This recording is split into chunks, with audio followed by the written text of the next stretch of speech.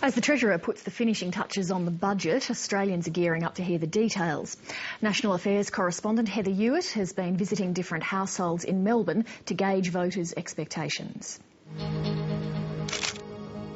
This is the Whitehead family. They live in an outer eastern suburb of Melbourne and worry about the cost of living. Tim Whitehead is a local lawyer and his wife Sarah is a stay-at-home mum. A few suburbs away, Sharon and Paul Redmond live in a rented home because they can't afford to buy. Sharon is on a disability support pension. Her husband runs his own small gardening business. And across town in the inner suburbs is Irving Stevens, a self-funded retiree and former school principal who lives alone. These households are a small sample of the many thousands of Australians who'll be tuning in tomorrow night to the federal budget broadcast. They all have different wish lists depending on their needs and experiences. What they do share is high hopes the budget will give them a better sense of the government's direction, something they all feel is lacking at the moment. Either way, they see this budget as a turning point. So, let's hear what they have to say. Well, we're a pretty normal sort of family. We've got a couple of gorgeous kids who are 6 and 5. So one's in school and one's in kinder. What sort of pressures does your household face? We face all the normal financial pressures of a young family, I suppose. We're trying to meet the obligations of a mortgage and doing it on one main income, and it's tough. Do you not feed the animals? Sarah Whitehead has chosen to be a stay-at-home mum, but thinks the government makes it too hard for mothers to return to the workforce. It's hard to balance the competing needs. The additional problem is that Centrelink Family Tax Benefit B for the secondary income earner cuts out or begins to reduce as soon as I earn $4,500 approximately. So, you know, there are very real costs of me going back to work, and we've had to balance those against raising our boys. Would you like to see the government reconsider its approach to childcare then in this budget? They certainly need to extend their options for childcare and have more flexible options available to make it easier to participate in the workforce. But for the Whiteheads, health and education are their key concerns they'd like the government to address in the budget. They need to live up to the commitments that they've made in their election promises, and in terms of education and health, I think we're being let down as a society. They had a very negative first-hand experience with the public hospital system last year when their youngest son needed surgery for appendicitis, and emergency departments repeatedly failed to diagnose this.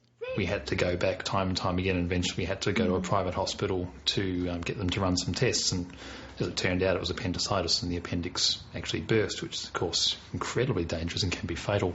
Certainly then we ended up in hospital for a week, and we got a pretty good view of what happens when there's just not enough funding for enough staff in the hospitals. What would satisfy you in this budget in terms of that level of funding?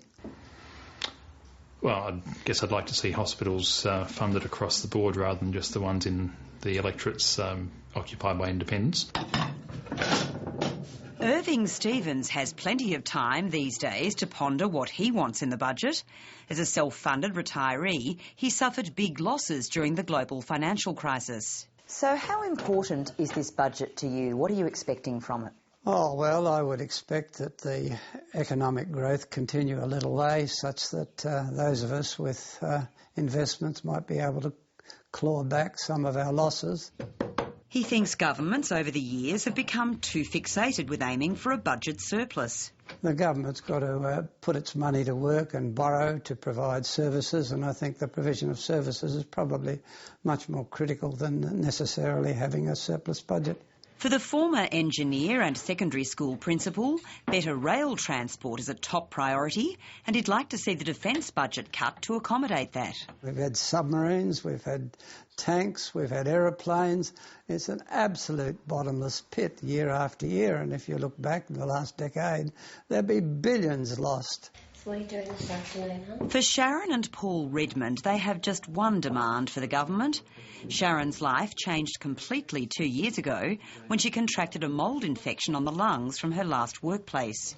This worsened her cystic fibrosis condition. Once the mould got into my lungs, that was pretty much the end of it for me. I would like to see the pensioner card available to everybody with a permanent disability, whether they're working or not. Sharon would love nothing more than to be able to work again, at least part-time, and save up to buy a house. The disincentive is as soon as I go back to work, my pensioner concession card is taken off me. That means that I have to pay a lot of money for my medications. We're both means tested, of course, so as my income goes up, Sharon's income goes down, and we end up just being unable to afford the things that we'd like to afford, such as a house. Yeah. Do you think you ever will be able to afford a house the way things are? No. I doubt it. Yeah. It's out of reach for us. They want a better deal for the disabled, but first and foremost, like all of those we've spoken to, they want a clear sense of where the government is headed. I think there needs to be a lot more empathy with people and a lot less modelling. How do you think the government has been going so far?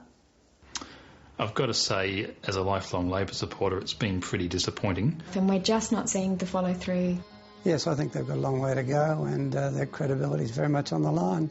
If you're disappointed now, are you worried that you might be even more disappointed after the budget? It's certainly a risk. Yeah, it's definitely possible. On those indications, maybe the government should be relieved this is not an election year. And for Wednesday's 7:30, I'll be in Melbourne to meet those people we just heard from to find out exactly what they think of tomorrow's budget. Heather Ewart reporting.